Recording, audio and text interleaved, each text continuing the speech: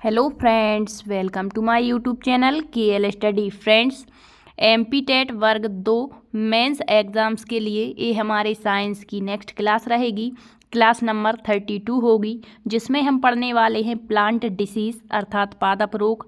किस किस कारण से पादप रोग होते हैं और कौन कौन से रोग आपके जो है प्रोटोजोआ के द्वारा होते हैं, कौन कौन से रोग आपके बैक्टीरियाज के द्वारा होते हैं, कौन कौन से रोग आपके फंगस के कारण होते हैं और अदर जो रोग होते हैं उनका क्या कारण है, क्या इनके लक्षण होते हैं और इनका नियंत्रण कैसे किया जा सकता है।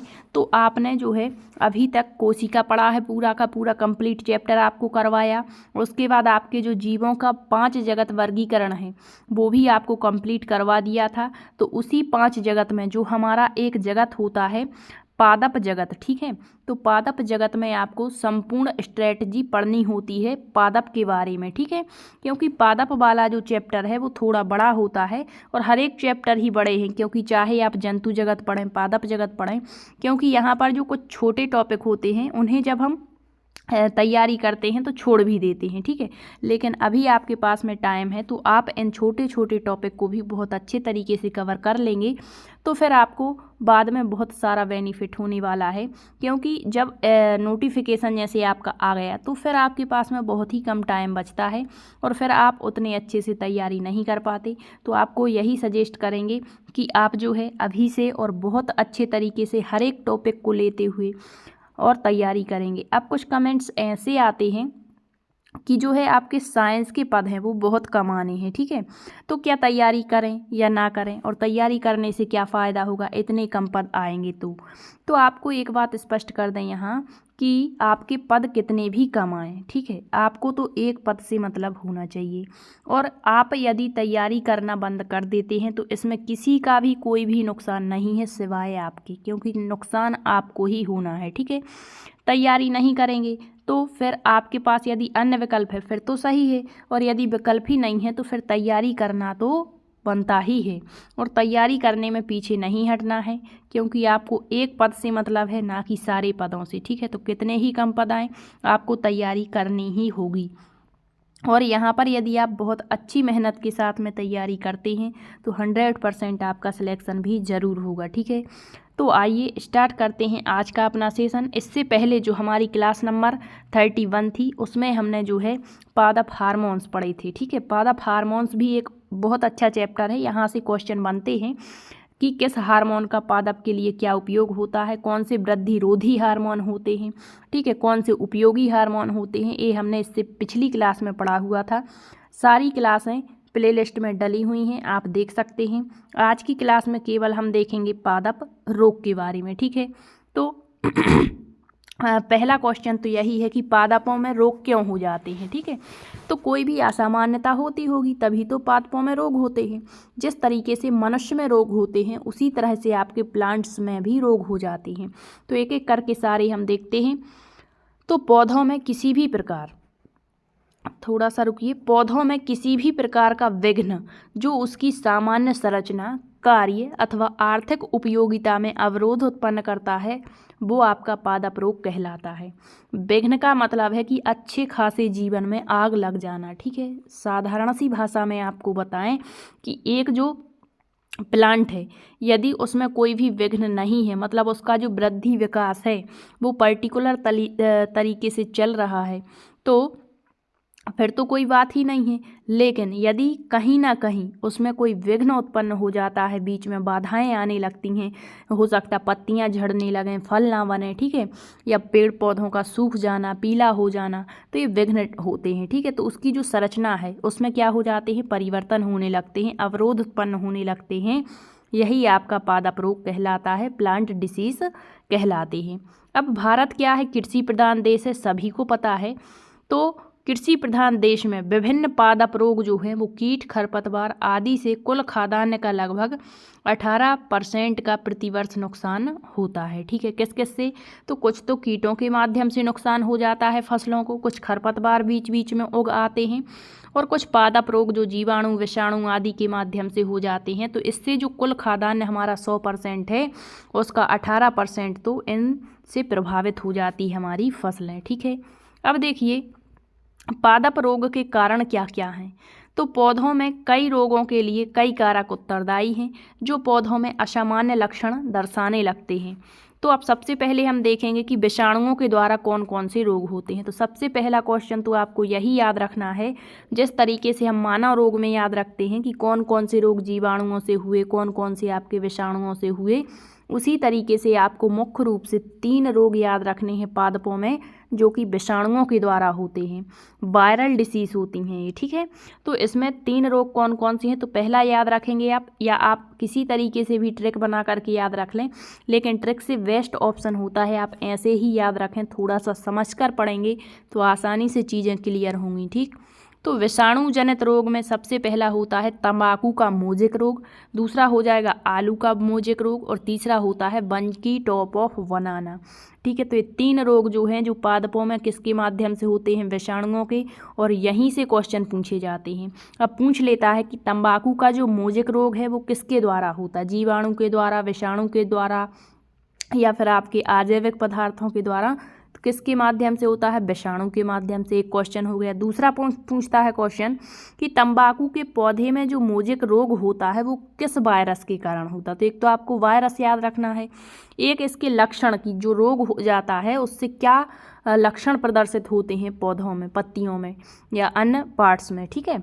और फिर ये याद रखना है कि इस रोग का नियंत्रण कैसे किया जा सकता है।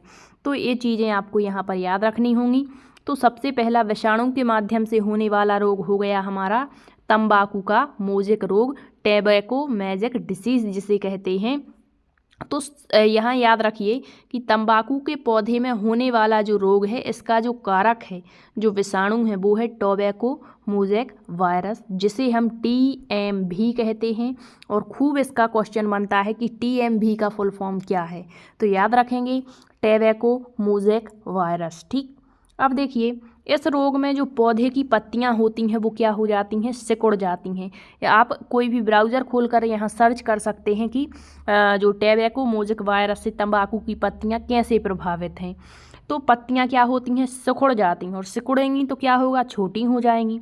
और पत्तियों में जब प्रभाव हो रहा है तो पत्तियों में क्या पाया जाता है, आपका क्लोरोफिल, हरत लवक, तो वो भी क्या हो जाता है, नष्ट हो जाता है, ठीक है। तो बिल्कुल आसान है याद रखना, तंबाकू का मोजेक रोग टोबैको मोजेक वायरस से होता है। इसमें पौधों की पत्तियां सिकुड़ जाती हैं, छोटी हो जाती हैं, और पत्तियों में जो हरित लवक होता है, जो क्लोरोफिल होता है, वो नष्ट हो जाता है। अब इसका नियंत्रण कैसे करेंगे, तो रोग से प्रभावित जो पौधे हैं, जो पौधे जो हैं जो इस रोग से प्रभावित हो गए हैं, तो उन पौधों के शेष पौधों से उन पौधों को अलग कर दें और जला दें। फसल परिवर्तन विधि को अपनाएं। जैसे तंबाकू में रोग हो गया है तो अगली बार तंबाकू की फसल यहाँ पर ना बोकर अन्य कोई फसल यहाँ पर अपनाएं। फसल परिवर्तन को अपनाएं, फिर रोग निरोधी प्रजाति को बोने में प्राथमिकता देनी चाहिए। मतलब जो प्रजाति रोग निरोधी है, जिसमें रोग नहीं हो रहा, उसको यहाँ पर प्राथमिकता दें उस स्थान पर बोने के लिए, ठीक है। तो ये होता है तंबाकू का मोजेक रोग जो कि विषाणु के द्वारा हुआ। दूसरा है आलू का मोजेक रोग, तो इसे कहते हैं पोटैटो मोजेक डिसीज़। यह पोटैटो वायरस से होती है, बिल्कुल सिंपल है ना। फिर इस रोग से प्रभावित क्या होता है, इससे भी जो है पत्तियां होती हैं आलू की, उनमें क्या आ जाता है, चितकबरापन और बौनापन आ जाता, छोटी हो जाती हैं, और कंदों पर ऊतक क्षय होने लगता है। ऊतक आपको बहुत अच्छे से पढ़ाया है, पादप ऊतक भी पढ़ा दिया है और जंतु ऊतक भी, ठीक। अब इसका नियंत्रण भी क्या है, वही है कि जो इससे रोग से प्रभावित पौधे हैं उनको इकट्ठा करके जला दें, और इस रोग के नियंत्रण के लिए टोबैको मोजेक रोग की भांति ही मतलब जला देना चाहिए। अन्य फसल परिवर्तन विधि को अपनाएं, और रोग निरोधी जो बीज होते हैं उनको यहाँ पर प्राथमिकता देनी चाहिए। तो ये आलू का मोजेक रोग हुआ। फिर है बंकी टॉप ऑफ बनाना। तो जो केला है, केले में यह रोग हो जाता है, तो इसका जो कारक होता है वो बनाना वायरस, नाम से ही है, ठीक है। आर याद रखिएगा यहाँ पर, बनाना वायरस, ठीक है। इस रोग में केले के पौधे बौने हो जाते हैं, कैसे, छोटे हो जाते हैं। उनके वृंतों पर हरी धानियाँ पर्णहरित रहित और सभी पत्तियाँ शिखर पर गुलाबवत एकत्रित हो जाती हैं, गुलाब की भांति एकत्रित हो जाती हैं। तो ये 3 रोग जो विषाणु से होते हैं। अब देखते हैं जीवाणुओं के द्वारा होने वाले रोग। तो जीवाणुओं के द्वारा भी कई प्रकार के रोग होते हैं। सबसे पहले जो है आलू का सैथल रोग। तो याद रखेंगे कि जो रोग जीवाणुओं से हो रहे हैं वो कौन कौन से हैं और विषाणुओं से कौन कौन से रोग, यहाँ पर कन्फ्यूज हो जाते हैं। ठीक है, तो आलू का सैथल रोग, इसका जो है आपको जो जीवाणु है वो याद रखना है कि किस जीवाणु के माध्यम से होता है। तो स्यूडोमोनास, यहाँ पर स्यूडोमोनास होगा, सोलेनेसिएरम नामक जीवाणु से आलू का सैथल रोग होता है। इस रोग को रिंग रोंग रोग के नाम से जाना जाता है, मतलब रिंग की भांति एक संरचना यहाँ पर बनती है। इस रोग में पौधे का जो संवहन तंत्र है वो प्रभावित होता है। संवहन तंत्र आप समझते होंगे, जाइलम फ्लोएम, जिसके माध्यम से जो पेड़ पौधे हैं वो अपना पोषण प्राप्त करते हैं। तो इस रोग में आलू के पौधे में संवहन तंत्र प्रभावित हो जाता है। पौधों की पत्तियां पीली पड़ जाती हैं, जाइलम पर भूरा रिंग बन जाता है। रिंग मतलब गोल गोल संरचना बन जाती है भूरे कलर की, इसी कारण इसे रिंग रोंग रोग कहते हैं। और यह रोग मिट्टी के माध्यम से फैलता है। फिर है इस रोग के नियंत्रण हेतु 0.02% स्ट्रेप्टोसाइक्लिन 30 मिनट के लिए प्रयुक्त करना चाहिए। साथ ही साथ फसल चक्र विधि को, मतलब एक फसल के बाद फिर वही फसल ना बो करके दूसरी फसल यहाँ बोई जाती है। तो ये होता है आलू का सैथल रोग। ठीक है, अगला है ब्लैक आर्म या angular leaf spot of cotton. तो इस रोग का कारक है जैंथोमोनास नामक जीवाणु। इस रोग से प्रभावित पौधों की पत्तियां छोटी सी जलाद जैसी संरचना बनाती हैं जो बाद में भूरी हो जाती हैं। रोग का प्राथमिक संक्रमण जो है वो बीज के द्वारा होता है। तो बस यहाँ ये ही याद रखना है कि जो ब्लैक आर्म रोग है ये किससे होता है, जीवाणु से। ठीक, और किस जीवाणु से, तो जैंथोमोनास। फिर है धान का अंगमारी रोग, ये जैंथोमोनास ओराइजी नामक जीवाणु से होगा। इससे क्या होता है, तो इस रोग से प्रभावित पौधों की पत्तियों के एक या दोनों सतहों पर पीला हरा स्पॉट दिखाई देने लगता है और यह स्पॉट बाद में पीला होकर भूरे किनारों वाली पत्ती के ऊपर से मुरझाने लगती हैं। इस रोग का संचरण भी बीज के माध्यम से होता है। तो धान का अंगमारी रोग जीवाणु, कौन से जीवाणु से, जैंथोमोनास। इसका क्या प्रभाव होता है, तो जो पत्तियां हैं वो इसके दोनों सतह पर एक पीला हरा सा स्पॉट दिखने लगता है, पत्तियां मुरझाने लगती हैं। और ये रोग किसके माध्यम से फैलता है, बीजों के माध्यम से। इस रोग का नियंत्रण के लिए क्या करना चाहिए, तो बीजों को 12 घंटे एग्रीमाइसिन 0.025% के घोल में, मतलब इतना टफली आपको याद नहीं करना है, आपको बस यहाँ पर ये याद रखना है क्योंकि इतना डीप भी क्वेश्चन नहीं पूछेगा। ठीक है, अब देखते हैं साइट्रस कैंकर रोग। तो इस रोग का कारक जैंथोमोनास सीट्री नामक जीवाणु है और यह रोग नींबू उत्पादन हेतु गंभीर समस्या। तो साइट्रस कैंकर जो है ये नींबू का रोग है। ठीक है, नींबू का साइट्रस कैंकर रोग इसको कहते हैं, जो जीवाणु से होता है। कौन से जीवाणु से, तो जैंथोमोनास सीट्री नामक जीवाणु से। ठीक है, इससे क्या होता है, पत्तियों पर छोटे गोल जलाद चिन्ह जो कि भूरे रंग के होते हैं प्रारंभ में बनते हैं। रोकथाम के लिए क्या करना चाहिए, तो पौधे जो बोने हैं उससे पहले 1% बोर्डिएक्स मिक्सचर का छिड़काव करते हैं। ठीक है, फिर ये अदर जो चीज़ें दी हैं स्ट्रेप्टोमाइसिन, ये एंटीबायोटिक्स होती हैं, इनका भी छिड़काव यहाँ पर किया जाता है। फिर है गेहूं का टुंड्रू रोग। तो ये क्या है, किस जीवाणु से होता है, तो एंडोबायोटिकम। ठीक है, अभी जब हम इनके नाम याद रख लेंगे, मतलब जो बॉटनिकल नेम होते हैं, वानस्पतिक नाम, वो यदि याद हो जाएंगे तो बिल्कुल जीवाणु आसानी से याद हो जाएंगे कि गेहूं का वानस्पतिक नाम ट्रिटिकी होता है। ठीक है, एस्टिबम ट्रीटिकम करके ऐसा कुछ। तो ये फिर आपको यहाँ जैसे दिया है टिकम, तो इस तरीके से आप रिलेट करके याद कर पाएंगे। ठीक है, तो यहाँ यही याद रखेंगे कि गेहूं का टुंड रोग किससे होता है, जीवाणु, और कौन से जीवाणु, एंडोबायोटिकम। ठीक है, फिर इसके दिए हैं कि क्या इस पर प्रभाव होता है। तो इस रोग में पत्तियों के नीचे का भाग मुड़ जाता है। तत्पश्चात एक पीले रंग के पदार्थ का स्राव होने लगता है जो गेहूं की बालियों को नष्ट कर देता है। इस रोग के कारण पौधे छोटे हो जाते हैं। फसल, मतलब देखो एक हानिकारक प्रभाव पड़ रहा है, तो कहीं ना कहीं इनमें जो है पत्तियों पर प्रभाव पड़ेगा, तने पर प्रभाव पड़ेगा, पत्ते या पत्तियां जो हैं वो बौनी हो जाएंगी इस तरीके से। फिर उसको किस तरीके से बचा सकते हैं। नेक्स्ट है आपके यहाँ पर कवक जनित रोग, यानी फंगस से होने वाले रोग कौन कौन से हैं। तो मोस्टली यहाँ पर याद आपको यही करना है कि कौन कौन से रोग आपके जो है जीवाणु से होंगे, और जो मोस्ट इम्पोर्टेंट रहते हैं उनके जीवाणु भी आपको याद रखने की किस जीवाणु से होंगे, क्योंकि क्वेश्चन बनते हैं। ठीक है, फिर है आलू का वाट रोग, एक कवक से होगा। ये होता है सिनिकीट्रियम इंडोबायोटिकम नामक कवक से होता है। तो हमें कवक, जीवाणु वगैरह आपको बहुत अच्छे तरीके से पढ़ा चुके हैं 5 जगत प्रणाली में, ठीक है। तो आपको पता होगा कि कवक क्या कहलाते हैं, जीवाणु क्या होते हैं आपके। अब इस रोग के कारण जो आलू का कंद होता है, ट्यूबर होता है, उसमें काले धागे जैसी संरचना बन जाती है और कभी कभी संपूर्ण आलू ही सड़ जाता है। तो इस रोग का जो नियंत्रण है वो क्वारंटाइन विधि से स्वस्थ क्षेत्र में रोग का प्रवेश रोक करके, तथा ये दिया गया है कि आपका मर्क्यूरिक क्लोराइड, ठीक है, इन का छिड़काव भी यहाँ पर किया जाता है। फिर है आपका अगला है आलू का उत्तरभावी अंगमारी रोग। ये भी आपका किससे होगा, कवक से होगा। ये फाइटोपिथोरा इन्फेस्टेंस नामक कवक से होता है। इससे क्या होता है, तो पौधों की पत्तियों पर सर्वप्रथम भूरे रंग के धब्बे बनते हैं जो अनुकूल मौसम की परिस्थिति में बढ़कर बड़े बड़े काले धब्बे में परिवर्तित हो जाते हैं, ठीक है। तो इस पर जो है कवकनाशियों का छिड़काव किया जाता है बचाने के लिए। नेक्स्ट है बाजरे का ग्रीन ईयर रोग। ये भी कवक से होगा। ये किस कवक से होगा, तो स्क्लेरोस्पोरा ग्रेमिकोला नामक कवक से होता है। इस रोग को डाउनी मिड्यूल रोग भी कहा जाता है। तो दूसरा नाम भी आप याद रखेंगे, ठीक है। और इसके प्रभाव दिए हैं, तो यदि आप नोट्स बना रहे हैं तो वहाँ ये डिटेल में चीज़ें आप ज़रूर ऐड करें, क्योंकि यदि आप ये 1-2 बार पढ़ते हैं तो ज़रूर आपके दिमाग में बनी रहेंगी, ठीक है। नेक्स्ट है गन्ने का लाल सड़न रोग कवक से होगा। किस कवक से, तो कॉलेटोटिकम फाल्केटम होता है, ठीक है, इस कवक से होता है। इससे जो है गन्ने के तने और पत्तियों में लाल धारियाँ हो जाती हैं। तने का छोटा होना, पत्तियों का मुरझाना तथा तने का फटना इसका प्रमुख लक्षण होता है। गन्ने के रस में भी शराब जैसी गंध आने लगती है, ठीक है। तो इसकी स्वस्थ होता है गन्ना, उसकी बुवाई यहाँ पर करनी चाहिए। नेक्स्ट है मूंगफली का टिक्का रोग। ये भी कवक से होगा। सर्कोस्पोरा पर्सोनेटा कवक से होता है, ठीक है। तो ये कुछ इंपॉर्टेंट रोग हैं, ये आप याद रखेंगे। फिर है गेहूं का किट्टू रोग होता है। रस्ट ऑफ व्हीट पक्सीनिया ग्रेमिनिसिट्रिटिकी नामक कवक से होता है। इससे भी लाल भूरे रंग के जो है पत्तियों पर क्या बन जाते, धब्बे बन जाते जो जंग जैसे दिखाई देते हैं, ठीक है। तो ये भी आप याद रखेंगे। नेक्स्ट है गेहूं का ढीला कांड रोग।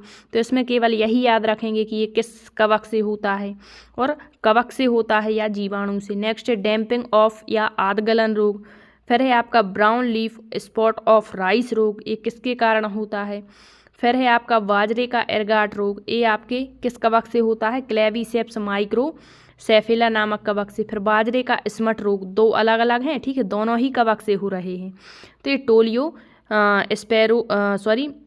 एस्पोरियम नामक कवक से होंगे। फिर अरहर का झुलसा रोग होता है किस कवक से, तो ये होता है फ्यूजेरियम ऑक्सीस्पोरियम से।